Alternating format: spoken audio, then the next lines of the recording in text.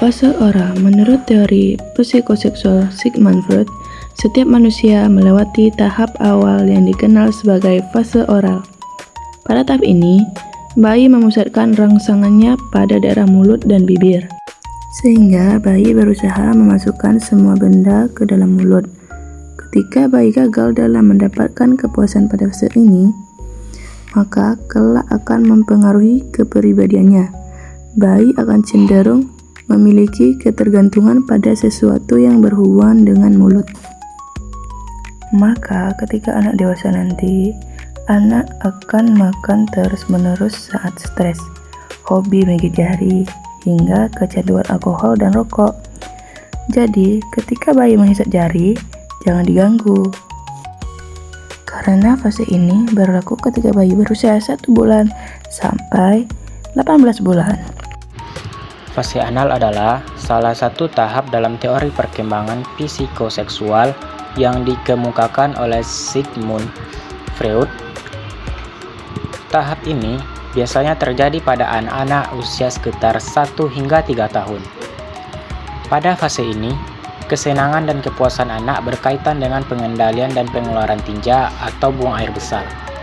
Dengan proses melatih anak untuk buang air besar dan kecil, di mana anak belajar mengontrol otot-otot anus untuk mengatur buang air besar. Cara anak dan orang tua menangani fase ini dapat memengaruhi perkembangan kepribadian anak di masa depan. Misalnya, jika orang tua terlalu ketat atau terlalu permisif dalam toilet training, anak bisa mengembangkan sifat yang terlalu teratur, kaku, atau sebaliknya, kurang teratur dan ceroboh. Fase pahlik adalah istilah dari psikologi perkembangan yang mengacu pada teori psikoanalisis Sigmund Freud. Lebih tepatnya, ini adalah salah satu tahap perkembangan psikoseksual anak dan biasanya terjadi antara usia 3 hingga 6 tahun. Waktu ini menonjol karena anak secara bertahap mulai mengetahui bahwa ada perbedaan antara anak laki-laki dan perempuan, dan dia mulai tertarik pada orang tua dari jenis lawan. Anak laki-laki melirik ibu dan merasa berkompetisi dengan ayah-ayahnya, dan surat-surat anak perempuan merasa jatuh cinta dengan ayahnya dan merasa berkompetisi dengan ibunya. Penting untuk memahami bahwa era membantu membentuk konflik dan solusi mereka terhadap pergeseran interaksi terarah dan perilaku seksual dewasa. Itu fase laten dari umur 5, 6 sampai 12 tahun. Pada fase ini dorongan cenderung bersifat laten atau tertekan menurut Freud. Penurunan minat seksual itu akibat dari tidak adanya daerah erogen baru yang dimunculkan oleh perkembangan biologis.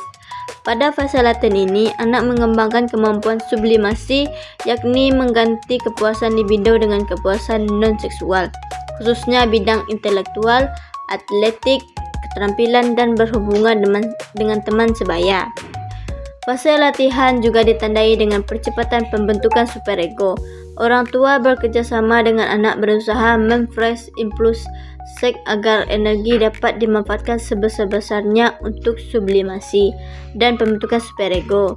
Anak menjadi lebih mudah mempelajari sesuatu dibandingkan dengan masa sebelum dan sesudahnya masa pubertas. Karakteristik utama pada fase laten yaitu 1. Penekanan libido. Energi seksual yang ditekan atau tersublimasi, anak tidak fokus pada area tubuh erogen tertentu dan hasrat seksual tidak aktif. 2. Perkembangan superego dan ego. Superego menguat dan ego terus berkembang, mengarahkan energi pada hal-hal yang dapat diterima secara sosial. Dampak fase laten yaitu 1. Pengembangan keterampilan. Fase ini sangat penting untuk pengembangan keterampilan sosial, komunikasi, dan kepercayaan diri yang berguna seumur hidup. 2. Potensi fiksasi.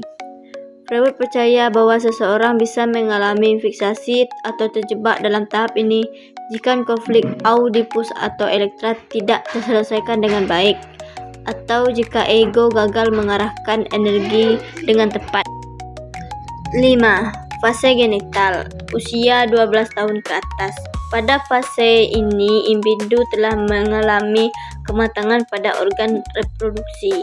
Fase ini dimulai dengan perubahan biokimia dan fisiologi dalam diri remaja. Sistem endokrin memproduksi hormon-hormon yang memicu pertumbuhan tanda-tanda seksual sekunder, suara seperti suara rambut, buah dada, dan lain-lain, dan pertumbuhan ganda seksual primer.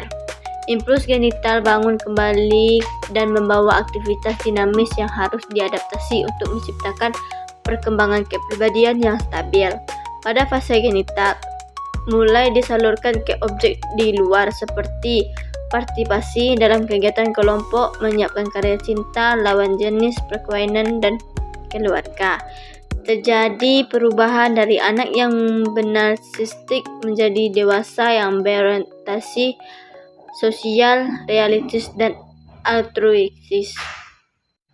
Ciri-ciri fase genital. 1. Perkembangan organ seksual. Terjadi pubertas di mana organ seksual dan hormon seksual mulai aktif.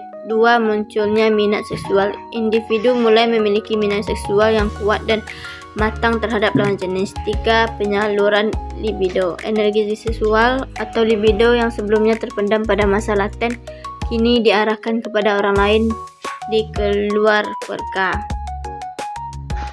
Pentingnya fase genital yaitu 1. Pembentukan kepribadian.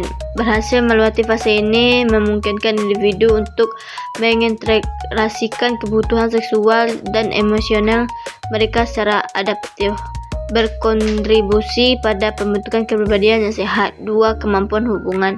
Fase genital menandai pengembangan kemampuan untuk membentuk hubungan yang stabil dan bermakna dengan orang lain.